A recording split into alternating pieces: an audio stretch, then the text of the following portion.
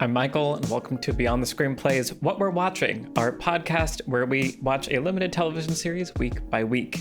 Today we're talking about White Lotus Season 3, Episode 6, titled Denials, available on HBO Max. I'm joined by the Beyond the Screenplay team, Trisha Arand. Hello, everyone. Brian Bittner. Hello. And Alex Calleros. Hi. All right, so we're continuing our season here, our experiment where we're looking at the new season and we're forcing Trisha to look at the new season without having seen the others, which is what we're enforcing because I'm really curious about what it's like to watch a White Lotus season without the context of the previous seasons. And that's been fascinating. And as we careen toward the end, I'm curious to get updates on that particular experience. Overall, I really liked this episode. This episode felt I was just enjoying it the whole time, and I appreciated that it had a pretty strong thematic cohesion, where it felt to me like this episode was about truth. And obviously the title of this episode is Denials, but there's a lot of great instances of characters using lies to get what they want, using truth to get what they want, but sometimes telling the truth, revealing the lies that they're telling themselves. I'm kind of thinking of Lori here, where she starts to really poke at Jacqueline, Michelle Monaghan's character, and the tension there starts bubbling up, and Laurie's pretending like everything's fine, but clearly there are some deep issues that are bubbling up. Anyway, so a lot of really great uses of truth and lies as tactics for characters that I want to get into more. But yeah, just as a reaction, this was fun. I found myself in every scene wanting to know what was going to happen next. As we've talked about, that wasn't always my experience earlier in the season. But it feels to me like we're there now. There was some interesting reveals, right? Saxon and Lachlan slowly again remembering the truth of what happened the previous night and maybe being uncomfortable with some of those implications. And then Frank gets to the house where his alleged father is and, talks Frank into joining him. There's a lot of things going on, bubbling up. We get that cut to black right as, we see Rick see his father, but we don't get to see who it is. So we don't know that it's his father. We know his father, or Sorry. see his father's killer. Sorry, the man Twist, maybe. Right. Yeah. Also Earlier in the season, Brian incepted me with the idea that this Right. character is probably his father. So now I'm just assuming that, but that's not true. Anyway, so I had a good time. Alex, what about you? Yeah, same. I was enthralled the entire episode. It does feel like, there's been this very slow build up in the first half of the season, and now we're reaping the rewards of that build up. And as you were saying, I was very pleased with how cohesive the episode felt. And also, we've been talking earlier in the season about, what is the thing this season is about. Season 1 has been talked about as being about money. Season 2 is about sex and kind of passion and romance. And this season is now kind of really much more explicitly getting into these Eastern spiritual, philosophical ideas that I'm really interested in. And I really love the scenes with the monk. I think this show is a little bit subversive in that moment because Timothy, in receiving some of those messages, may be interpreting them in kind of a dark way. So I think it's really interesting what the season is doing with these Eastern spiritual ideas. They're not necessarily only wholesome or only going to be used for good. Anyway, so lots to talk about, and I really liked it, and I am very happy the show has reached where I'm glad we're here, because this is the White Lotus that I know and love and remember. And I was a little bit worried earlier in the season we weren't going to get to here, but now we have arrived. Yeah, definitely agree. We'll definitely talk about that more. And that scene and the performances, there's lots to talk about. It's really good. Trisha, what did you make of this episode? Yeah, generally, I liked it. Same as you guys. I thought there was a really clear thematic through line to it, as you pointed out, Michael. I think it was a good reminder to me that I should, maybe be constantly recalibrating my expectations for what kind of a show this is.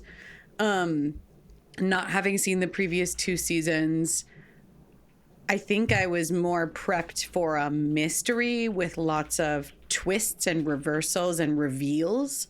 And I'm constantly expecting reveals on this show, and there kind of aren't any, which is fine. I think that that's just a different kind of a show.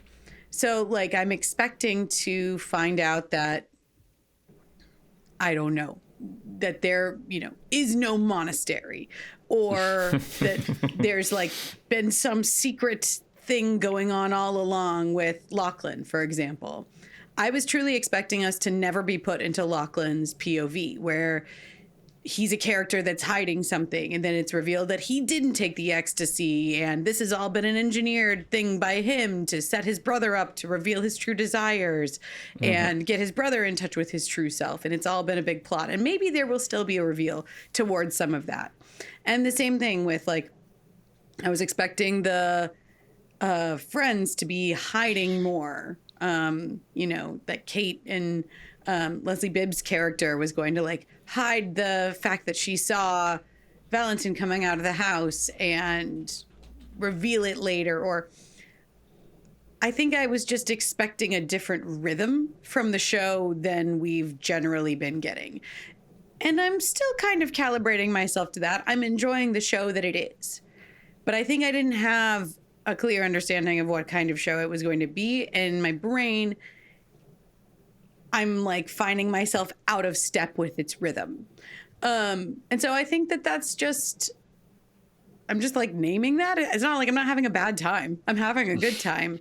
But I'm just like constantly going, but what's the drama, mystery angle part of it, where I'm sitting here wondering, why in the world does Chelsea think truly deep down that Rick is her soulmate? Is there going to be a reveal? Is she going to say, like, oh, we did mushrooms together in India and we saw God, and that's why I'm expecting there to be reveals, characters revealing secrets to each other, and the reveals themselves totally recontextualizing who they are and what's going on. And again, that might still happen. But so far, there's not been a big jaw drop of something where I'm like, oh, everything I thought that was happening is not what it is. There's been some kind of reveal to me. And that's okay. But this episode especially, I was feeling it. Like, I was feeling the fallout from that night was going to be where all the shoes were going to drop. And what happened instead was this sort of thorny, sharply observed, uncomfortable and compelling drama, but not like the mystery rhythm with the reveals. Yeah. Well, and I think that's a fair expectation, because I think there are times when the show does set up things like that. I'm glad you called out the, did one of the brothers fake taking the drug to get the other one out? Because there's been talk about that. And I even thought there was like, wait, did they both actually take the drug? So there are these elements, and even from the beginning, right, it's set up as a murder mystery, kind of someone died, who's going to die. So like those elements are there, but it is interesting how this episode, I agree, especially felt different and didn't go in that direction of just shoes continuing to drop and drop. Even like Guy Talk finds the gun. He just finds it. He just found it. And he just found it. Right. Which I was kind of happy about. I was like, you know what? Maybe it's nice for Guy Talk to get the gun back. It was a nice subversion of expectations, because now there are new things that I'm worried about. Like, what if Tim, Jason Isaacs' character, needs the gun later and goes to grab it and it's gone? Or, it looks like Guy Talk is maybe really good at shooting people. Right. I'm thinking about him differently. And so I think there is this interesting thing that I want to talk about more, where the show is really playing with the dramatic irony of what we know and what the characters know. And it's just about who knows what secrets when. And that, even just that shifting, can be really compelling. So it's something really interesting that I think is unique to White Lotus in a lot of ways. And it's makes sense that one would not be primed to expect that. Yeah. And part of the reason that I'm feeling I'm having a hard time finding my footing in this is because I don't think I've ever seen a show quite like it before. Mm-hmm. And that's refreshing. Yeah. Brian, what about you?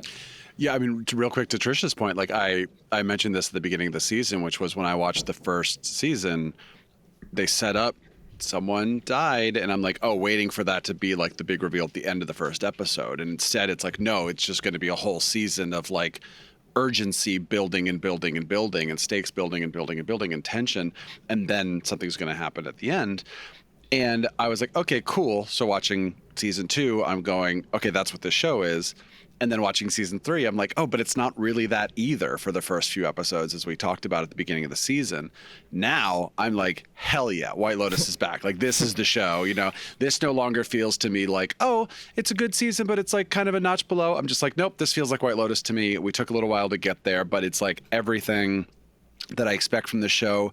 It's stakes, it's urgency, it's tension. The pot is like boiling so impossibly high, and it's like you could still argue things aren't really happening, but it just feels like things are happening all over the place in like those small character ways, right? Of just like Lori finally like calling out Jacqueline and Belinda being caught in bed with porn chai and all that kind of stuff, where you're just kind of going like, ooh, these are like those fun little like meaty things that I want to see.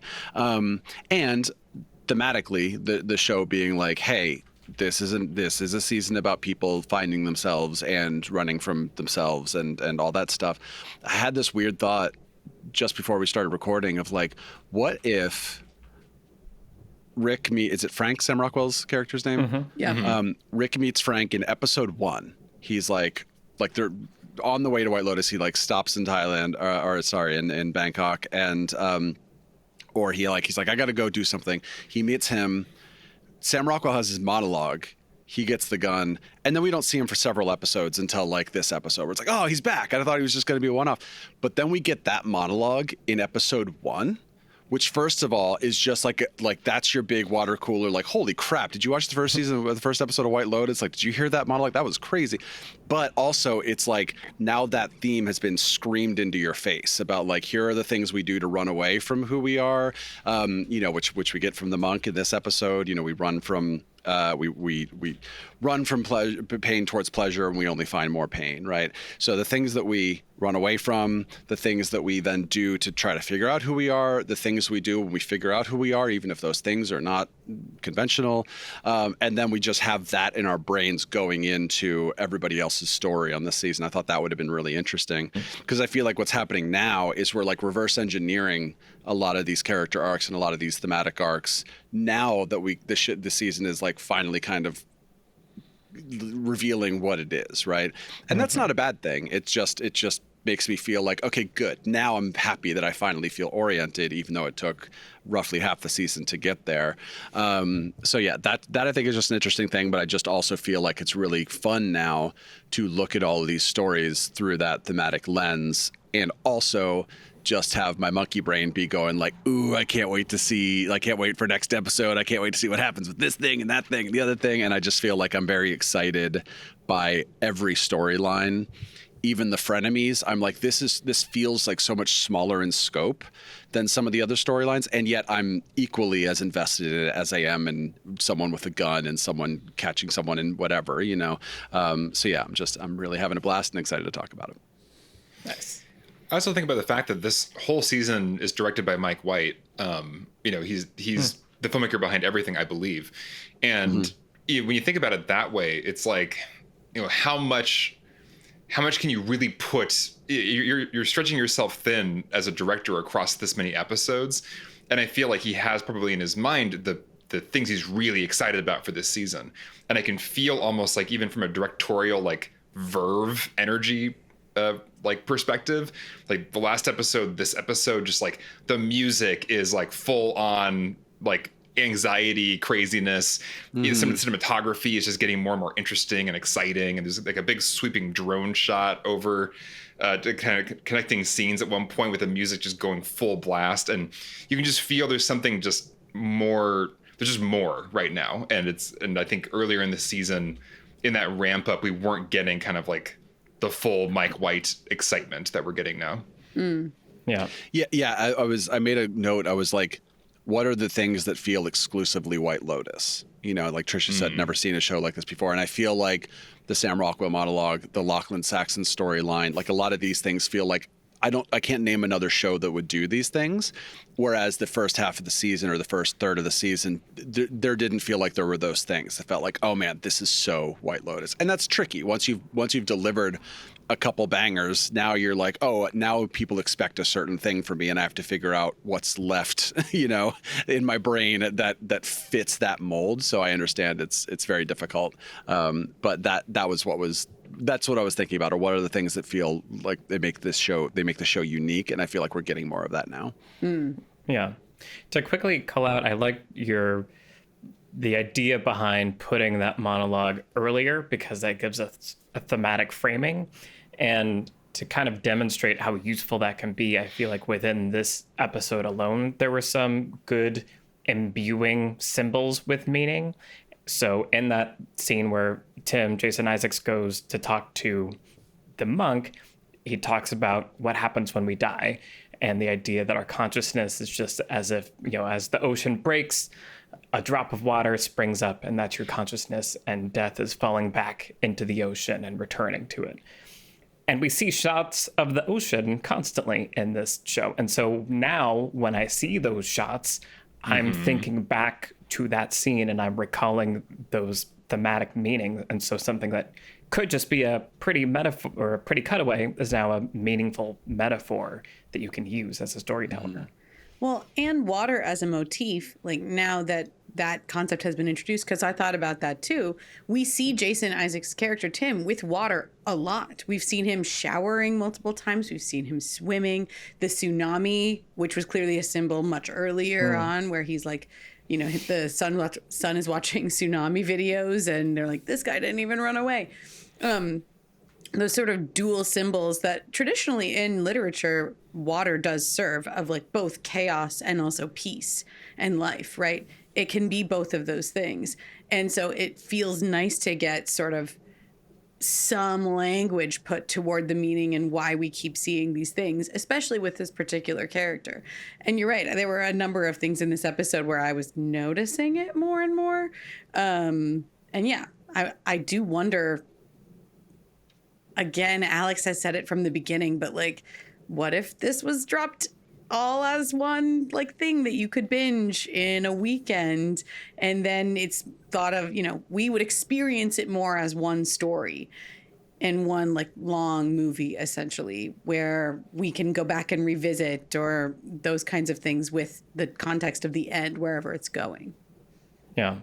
Also, if I remember the opening correctly, the body that we see in the corner of the frame is in the water. It is face down. And so again, Right. that sort of all these things are starting to come together, which is just fun seeing that happen. Let's talk more about that scene. Alex, you brought up, you know, the sort of Eastern philosophy. So there's Piper gets to the monastery, gets to meet this monk that she's dragged her whole family across, you know, the ocean for. And she has a really nice scene where we kind of get a window into her inner life and experience a little bit, which is cool.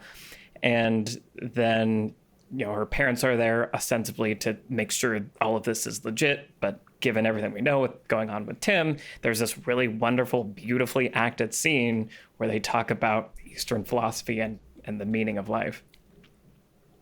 Yeah, well, and first of all, I love the casting of the monk, or is that just an actual monk? Like like he seems like so probably. genuine. Yeah. Yeah. Just pitch perfect, I thought, in like the delivery of every line, and even his like expressions and reactions. It didn't feel like a movie casting of an actor playing a monk. It just felt super authentic. And I loved his kind of, he wasn't turned off by the Westerners. He wasn't kind of like, "Ooh, get away, you tourists." Like he was just kind of, "I'll answer his questions, sure." You know, very accepting of them. But yeah, the scene with Timothy was so interesting because, yeah, he both got into themes that the show is obviously, all seasons of White Lotus have been exploring, which is, yeah, people running away from themselves, running towards pleasure, ending up in pain constantly. This kind of like endless cycle that this hamster wheel we're all on. And he also identified, you know, the White Lotus seasons are always about Westerners, going on vacation, and he identifies, the Western ailments of you're so detached from family, from spirit, from these just kind of core things in life, and so you're trying to find meaning in self and in money and in possessions and all this stuff, and so he's kind of identifying like the sickness at the core of everybody in the show all seasons, which is kind of great. It's almost like this is like a keystone moment for the show. But then I thought what was subversive and interesting was, getting into death. What do you think happens when we die? And I love the Buddhist Eastern view of consciousness and death. I think it's a really cool and like seeming like if you're going to present me with a theory of kind of like the shape of the universe and where consciousness comes from and where it goes, like that is as plausible to me as any. However, watching Timothy in that scene, and then I think, is it afterwards that he fantasizes about first killing his wife and then himself? Yeah. It's a really interesting subversion where usually these things are talked about in like a beautiful way, like, we're bringing someone peace, because when you inevitably get old and die, this is how you can think about it. Timothy's thinking about it like, oh, it's not so bad to murder my family and then myself potentially, because we're all just going back to the oneness. Mm-hmm. So this is part of what I love about Mike White, and we can get to the other subversive stuff in this episode with the brothers, but he's always willing to kind of go to things that are kind of sacred and be like, yeah, but what if they were twisted and a little bit dark and actually bad? Right. And I just love that about him. Mm-hmm. Yeah. And what do we see in the first vision is his family's reaction to him ending his life, right? So it's not just how can I end my own suffering? It's how can I, like, what's that going to mean for other people around me after I'm gone, right? Which obviously we're not going to get into all of that, but like that is part of the part of the conversation about suicide, right? Is not just what happens to you, but what happens to everyone around you. And then, Trisha, you brought up the family annihilator and everything. And it's just like someone who is like, welp, there's a way to have my family not be in pain when I'm not here anymore, is to have take them with me. So very fascinating to see that. And like you just said, Alex, through the context of the beautiful Buddhist monk, like here, like, death is freedom and happiness and joy and, peace. Also shout out to one of our comments on last week's YouTube video. What are they called? The thing with the picture video that goes. Podcast? Yeah, there you go. YouTube One of video. those. Yeah. It said, I think Tim will accompany Piper to the temple as Victoria requested, and eventually he could be ordained as a Buddhist monk. So they are setting up the sort of like a path to virgin to yellow wood. In one, I murdered my family, and the other, I became a Buddhist monk. It's like, cool. Where are we going? Where are we going, Tim? Well, and don't forget about the scene between those two things, which is where he tells Victoria, Parker Posey's character, he seemed all right. He seemed fine. And right. We don't have to have everything. Like, it would be good for her to be strong and learn how to live without the comforts that we've always provided for her. And then Victoria's like, no, I don't think I'd want to live, actually. Yep. And just so matter-of-factly, right? And it is interesting, too. I love hearing earlier a flat statement in contrast to what the monk was presenting, but of her values, which is like, she has to have this and have this and have this thing, like everyone we know. Right. She has to be afraid of being poor, like everyone we know. She needs to be afraid of being poor, like everyone we know. And it's so, I'm curious if there's more to Victoria than that. Like, I want Parker Posey to have more chances to play dimensionality on that character in the last few episodes of the season. But if not, it's still a really both comedic and well observed, but it's creating this very clear thematic debate, at least for that character, where she's embodying, but also stating outright, here are the values that he has been struggling with. Is he able to let it go? She's not able to let it go. She literally was like, death first. I can't let this go. But he might be able to, right? It'll be interesting to see what they do with that character. One more thing, just circling back to the monk scene. It reminded me of a story I heard about some like early Westerner talking to like the Dalai Lama, an early meeting between the West and the East there. And the Western person was talking about like self-hatred and like I hate myself so much, and the Dalai Lama like didn't understand. He was like, oh, you don't hate somebody else, you hate yourself. Like the problem is you hate yourself. And like that was like weird. Like in that culture, the idea of like massive self-hatred, like as the thing you hate more than anything else is yourself, was like not like an idea. And I think that was another kind of, that reminded me of like how, you know, within one culture, this beautiful story about, you know, consciousness, you know, leaving the ocean and going back down, and death is like a beautiful coming home, wouldn't be a problem if, you know, people are psychologically healthy and, you know, mentally well, because they're not, you know, contemplating taking their own life, and they're not in this like state of, you know, just depression and anxiety. But in the context of Timothy, it's actually this permission to maybe do something really awful so to his family even. Yeah. And so just that mixture of like the Eastern kind of culture, not even like assuming these things are like in the picture. Yeah. I also like, I mean, in that scene, he also talks about, so he says, yeah, the West has lost connection with, especially young people, he calls out, lost connection with nature and family and spirit. What's left is self and like identity. And so all that is left, I interpreted that as like the thing that you are connected to and obsessed with is yourself and your identity. And that's another kind of sub theme that the season is dealing with, right? Is like identity. Who am I? What do people think of me? Versus who I am inside. Even with, you know, the friend group, Laurie at some point says we're still the same people we were in the 10th grade. Like whether or not that's true, but like it's getting at that idea of like, do people ever change? Who are you inside versus who are you outside? And so I like that was woven into that scene also. I think it's really fascinating too. I mentioned it earlier, but for some reason, it's really weird and difficult for me to not know anything about Chelsea like this deep into the season. Like, we don't know why she loves Rick. We don't have any idea why. And all there is just this constant assertion that they are soulmates, that they belong together, that she loves him no matter how awful he is to her.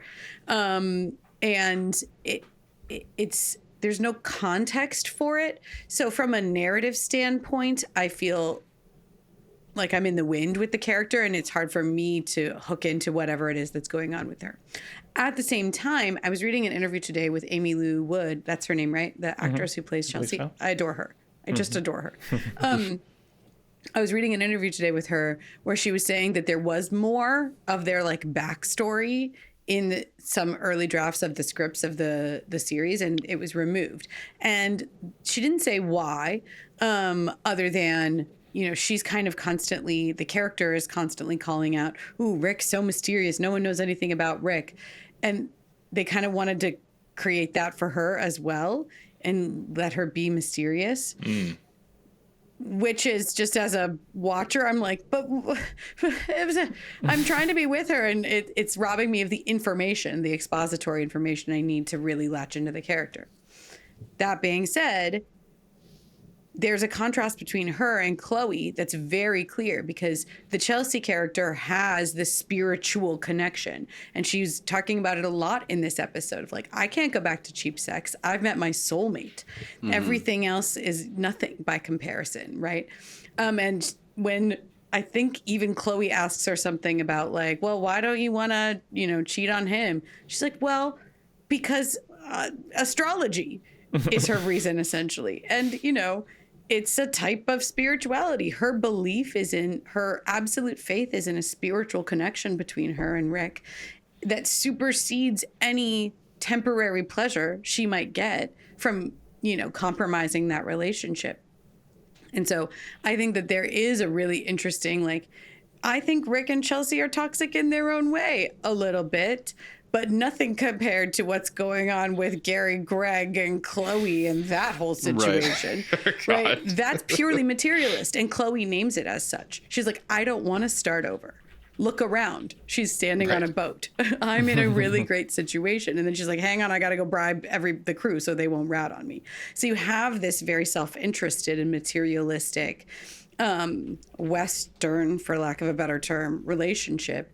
And then there's its own form of spirituality in the Chelsea and Rick relationship that I think is in conversation with each other. I'm not clear exactly where it's all going to land, but I do love that we see the same thematic debate in that storyline. Yeah. Yeah, I mean, you know, it's something we talk about in character design, which is, yes, there's backstory, antecedents, who was this character before this movie or show started, but then there's often what's more important, which is just who is this character in this story world? Who is this character with relation to the other characters around them, right?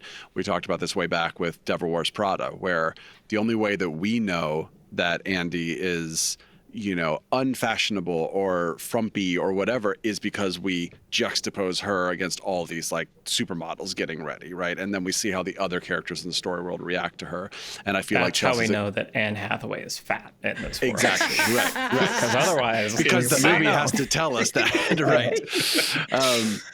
And I think like, but I also mentioned, I think way back when we podcasted about that, I mentioned like, yeah, I don't know what is fashionable or whatever, but I know when a movie tells me this thing compared to this thing means this piece of information, right? And I feel like everything you just said, Trisha, is like Chelsea is a good example of a character who that is done with, where it's like the more that we see her interacting with Rick and Chloe, and then we see Chloe's relationship with Greg Gary, then it's like, okay, we at least have an understanding of who this character is within the story world, even if we don't have an understanding of who she is without the story world. Yeah. Well, and I think there's something I thought I was having while watching this is, you know, the White Lotus as a show runs on characters keeping secrets from each other. Sure. And like I mentioned at the top, there's this dramatic irony where the audience knows more than the characters some of the time, but less than the characters other times. And we know that these characters know that, but they don't know this, right? And it's constantly playing with that. And there's something interesting about Chelsea feeling like she doesn't have secrets, like she feels pure. Like I'm not like worried about her the way that I'm worried about the Jason Isaacs character, Tim, who has all these secrets. Or like Piper feels like there's still some like secrets there. And just like in this episode, it was really fun to watch, you know, things happening were really just characters lying or revealing truths, and then we're watching how somebody else is going to react to that. That was like the entirety of the three friends. The engine of that conflict was Leslie Bibb's character Kate sees Valentine leaving, gossips, doesn't think it's going to be a thing, but then Lori gets like a bee in her bonnet about it and can't put it away, and so has to bring it up and tell the truth, you know, to Jacqueline. And just the constant between the three of them of like using this little piece of truth, but like you're using it as a defense mechanism. You're trying to hide this kind of vulnerability that you have. And it was just really fascinating watching that sparring happening, where it feels like they still care. They're not trying to totally tear each other down yet. But just that the dynamics are so meaningful that it's compelling to just watch them share these truths and secrets with each other. Well, I think the delicious Mike White nuance is that you have to imagine that Kate, Leslie Bibb's character, does know that she's starting some stuff by saying this, but she kind of plays it both ways. Like maybe even consciously, she's not like telling herself that she's starting stuff, but like it's that thing where you say something, and if you really stop and went deep on your motivations, there's something there. Like you kind of wanted to like attack in a deep part of your brain. You wanted to kind of get Jacqueline with this. And that's my favorite thing about that trio of characters is that I think that the way the performances have been so layered, I'm not sure that any of them knows why they're doing what they're doing, right? They all seem like mysteries to themselves. Right. Where I think Nobody that Carrie Coon, right, Lori, I think she thinks that she's like, haha, it's funny. I think it's funny. It's just so funny that it's all this way. And I'm like, she probably does think that on one level and then is mad on another level. And then underneath that is some other deep insecurity that she's never confronted about her relationship with Jacqueline. And then when Kate goes and talks to Jacqueline and she's like, I'm sorry that this happened. Don't worry about her. She's drunk. She's like, well, people are gossiping about me all the time. And it's really depressing that even my friends are gossiping, you know?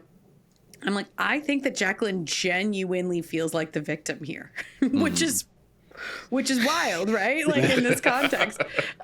But we've all been there, right? Where you pick up a situation you find yourself in, and when you really start to unpack all the layers underneath of it, it's like, well, this is a mess. Well, speaking of layers and messes and what the hell, we better had Saxon and Lachlan. I think the scene that kind of when reminds. You say mess, what do you mean exactly? Oh, jeez. How quickly can we get demonetized? Let's find out. But yeah, I mean, talking about a trio of people talking and secrets and lies, him and Chloe and Chelsea by the pool was a really fun scene, and just kind of, this episode's called Denials. And so Saxon kind of has like the blurry, like partial memory of what's happening. We're given access to the partial memory framed in a very specific way to suggest one thing. Which upon rewatch, it's very clear, It's actually, very once clear you know what's what actually to look happening. for. Yeah. Whose hand is moving below the sheet. But yeah, I mean, I think what's been so interesting about this episode is like, you do feel kind of, there's this sickening, sinking feeling with the music and and Saxon has lost all his mojo. And there's something really interesting about, in some ways, he's always been putting himself forth as the alpha, the in control.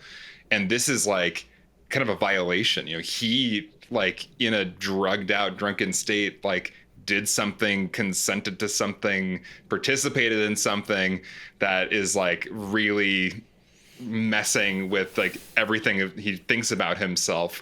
And that's like a very, like, he's like ill about it. And it's such a different place for his character to, like, he's never been in this place before. And he's so discombobulated. After having been shut down by Chelsea also. I think there's that level of humiliation that's being heaped on there as well. Because when she tells him that he's soulless, he's like, well, how do you know it would have been? She's like, well, no, I know you're soulless. Like, So confident. Yeah. Right. No, yeah. I think that's another, key part of that character's just could not sink any lower, it feels like. Yeah. And I feel like, again, knowing less about Chelsea and like her purity, like it's like she speaks the truth when she says that. Like, I don't have anything to question or be like, well, no, I don't think she is telling the truth. Like, no, I think she does know that he's soulless and believes that, like, with the truth. So I get the meaning, the thematic meaning behind it. Mm-hmm. Yeah, and the thing that I'm so fascinated about now that we only have a couple episodes left is like, what is the end game for some of these stories, right? So it's like, when you look at Rick and you look at Gary Gregg, it's just like, okay, the show is setting up like something is either going to happen, with a gun going off or whatever, or at least we're going to expect that we're going to get some sort of like big kind of finale thing with this group of characters, but like the frenemies, like I don't really know what's going to happen there. But I'm also like, maybe Laurie's going to go shoot people. You know what I mean? Like, who knows? Like, how, like, where is that going to go to its final, or where is it going to go its final place? And then same with Saxon and Lachlan, where it's just like, where do we go from here? Right? We've got 2 episodes for them to like process this and deal with this. How does that happen? What does that look like? Where do we get to at the end of the season? And I love that I have no idea. And I just hope it's satisfying all across the board. So I'm looking forward to talking about that in 2 weeks. Yeah. Well, we know that virtually all of the characters are probably going to end up at this party at Gary Gregg's house, including, I hope, Belinda and Zion. I am personally shipping Zion and Saxon right now. There's been a lot made of the fact that Zion is also here to like party maybe. And he's like, well, my mom's getting some. Why am I not getting some? What's going on? And I was like, Zion, wait, there's somebody who's maybe for you. So that's where I'm at. But I think that there's also like a lot of things that are gonna, unravel at that party that's going to then careen into the finale. So my guess is that the next episode will be probably at the party and then leading us down into the finale. Well, we sort of have three. So there's the main party with Gary Gregg, and then Lori is like, "Oh, we should go watch that fighting thing again." Oh, right. Yeah. So The like, Muay Thai sounds fights, like, yeah. maybe that's a trajectory. And then Fabian, the sort of sub manager of the White House or the Something's definitely going to happen with him. right. Yeah. He's like, "We're gonna do a performance. I'm gonna sing." Right. That's one of the sub arcs we've been following. It's like, is he gonna get to sing or not? And how's it gonna go? So like, it seems like that's gonna happen soon.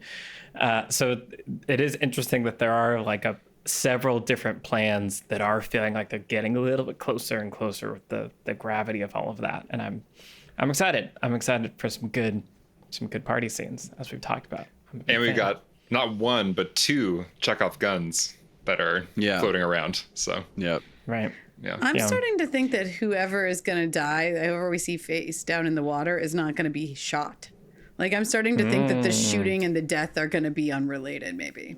I like that. And yeah, we could have like, I don't know. I hope it's a lot of things happening, and not just like because it feels like the show is building to so much now that I'm very curious to feel like did it deliver? But also it can't necessarily be like there are 3 different shootings happening at the same time in 3 different parts of the, you know what I mean? Not expecting that, but I am hoping that it's more than just someone ends up face down in the water. That's it. I will say it does seem like there's the most viable suspects, or like I feel imminent violence from like more people than usual this season compared to previous seasons. Like there's a lot of people I can see shooting people.